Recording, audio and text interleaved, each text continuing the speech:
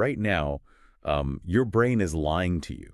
Like it's lying to you about what it actually takes to change your life. It really is. And, it's doing this because it is just absolutely terrified of the sheer volume of demands you're placing on it. Right, because if you think about it, the person listening to this right now, you're likely navigating an environment that, honestly, human biology just wasn't built for. Oh, not even close. Yeah, we have this daily avalanche of notifications, infinite scrolling feeds, a constant barrage of other people's highlight reels. Yeah. And layered on top of all of that is this suffocating modern pressure. Exactly. This pressure to not only figure out your exact, optimized purpose in life, but to somehow monetize it, master it, and achieve it by next Tuesday. Right. It creates a state of, I guess you'd call it perpetual existential panic. That's a great way to put it. I mean, we are living in an era defined by a very specific kind of paralysis. Yeah, like the cultural expectation is that any ambitious person has to simultaneously possess a 10-year career trajectory,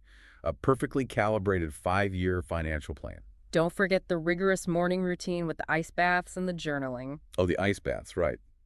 And of course, unbroken inner peace through it all. Naturally.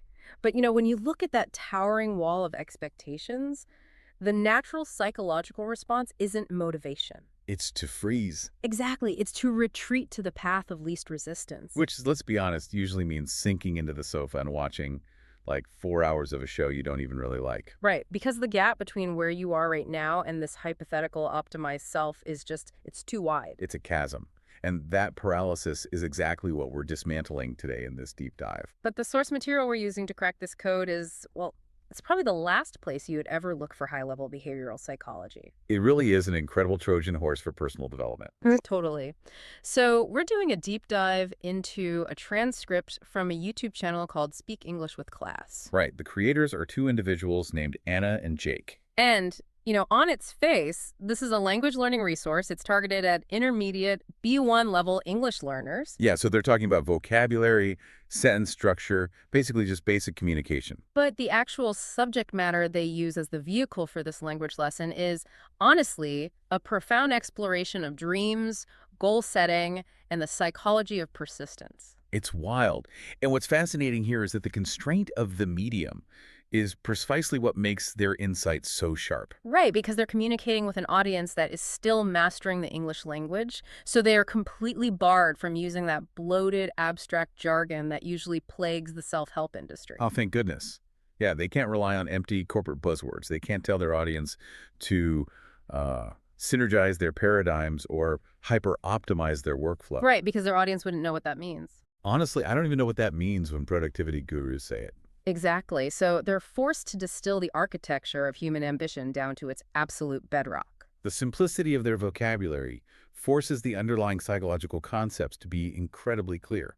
It really does. And what emerges is a highly actionable, remarkably compassionate framework for pursuing what you want without completely burning out your nervous system in the process. So just to be clear about our mission today, we are not doing a grammar lesson. No, definitely not. We are not reviewing ESL tips. We are going to decode Anna and Jake's roadmap for navigating a messy, chaotic life while protecting your ambitions. Because, honestly, the way they articulate the mechanics of human motivation is better than what I read in books by leading neuroscientists. It really is. It's practical, it's grounded, and it's deeply forgiving. And that forgiveness is the key. They start by fundamentally reframing how we even conceptualize the things we want. Yeah, they tackle the very architecture of aspiration, like drawing a hard line between what a dream is and what a goal is. Right. And they do this by first looking backward at how we viewed dreams as children. They strip down those massive, dramatic childhood fantasies.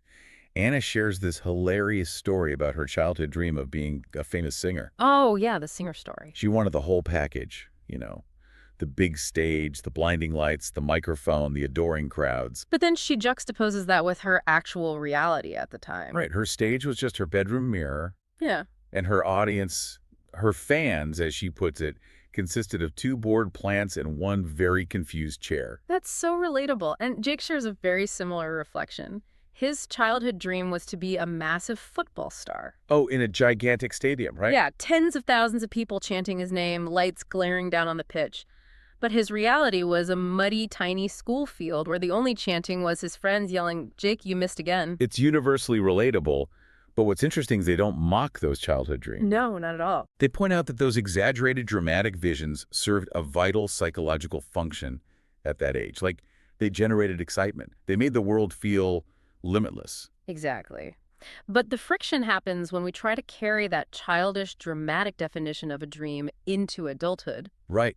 Because if your definition of a dream requires a stadium of cheering fans, you're going to be disappointed 99% of the time. Which is why they introduce this core equation that serves as the foundation for everything else they teach. They define a dream as the big wish for your future. The big wish. That is the what? Right. The dream is the overarching vision of a life you would love to experience. It's speaking a language fluently, or relocating to a new country, or launching a business. Or even just reaching a state where you feel genuinely proud of your daily conduct.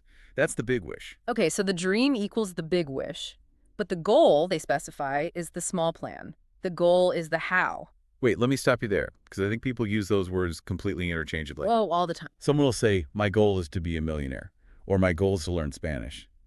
But according to this framework, those aren't goals at all. They're absolutely not goals. Learning Spanish is a big wish. It is a dream. So what makes a goal then? A goal must be actionable, Yeah. measurable, and critically, it must be small enough that it doesn't trigger a massive resistance response in your brain. Oh, I see. When you conflate a dream with a goal, you create immediate cognitive dissonance. So your brain looks at learn Spanish, realizes it requires thousands of hours of effort, categorizes it as a massive threat to your current energy reserves, and just shuts down your motivation to protect you from exhaustion. Exactly. It's a self-defense mechanism. So the dream and the goal have to be decoupled, but they still work together. Anna and Jake say that big dreams and small goals travel together like a team. The examples they give from their own lives really solidify this. Yeah, let's look at Anna first. Her big wish, her dream is to run a hybrid English studio. She envisions this bright, cozy space that is part online platform, part physical room. She pictures plants, good coffee, students from all over the world coming to practice. She calls it a safe home for learners. I love that. Safe home. And nested inside that, she has a dream to create a specific course tailored for shy learners to help them find their confidence. It's a highly textured, beautiful vision. But if she only engages with that vision, she is just daydreaming. And daydreaming releases dopamine in the brain, giving you the reward of achievement without requiring any actual work. Which is a dangerous trap. So Anna implements her goal. Her small plan is to work on the curriculum for this course for strictly 15 minutes a day, every weekday. Right? Wait, 15 minutes, I'm sorry, but I had to push back on that. If you were trying to build an entire curriculum and launch a business, 15 minutes a day is an hour and 15 minutes a week. Doesn't sound like much. That is nothing. At that pace, it's going to take her a decade to build this studio. Isn't that just a recipe for endless procrastination disguised as action? It seems counterintuitive, right? Especially in a culture that glorifies the 16-hour hustle. Yeah, totally. But from a neurobiological perspective, Anna's 15-minute rule is brilliant.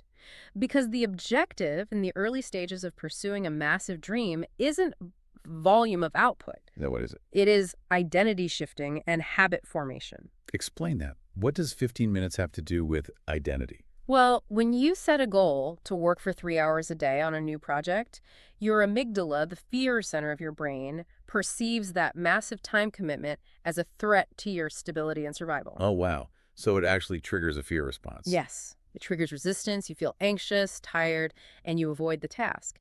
But a 15-minute commitment slips right under the amygdala's radar. The brain says, well, 15 minutes won't kill us. We can endure that. Exactly. So you actually sit down and do it. And when you do it consistently, day after day, you are literally wiring new neural pathways. You stop being a person who wishes they had a business, and you become a person who works on their business every day. Yes, it's about consistency over intensity.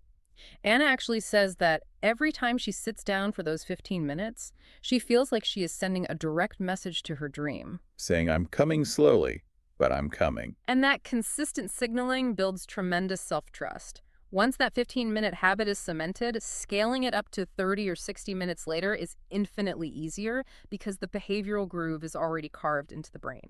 Okay, that makes sense for a project-based dream like Anna's. But Jake's example is entirely different, and honestly, it completely shifted how I view ambition. Jake's is fascinating. Yeah, his dream isn't about launching a business or creating a product. His big wish is to have a simple house with a garden.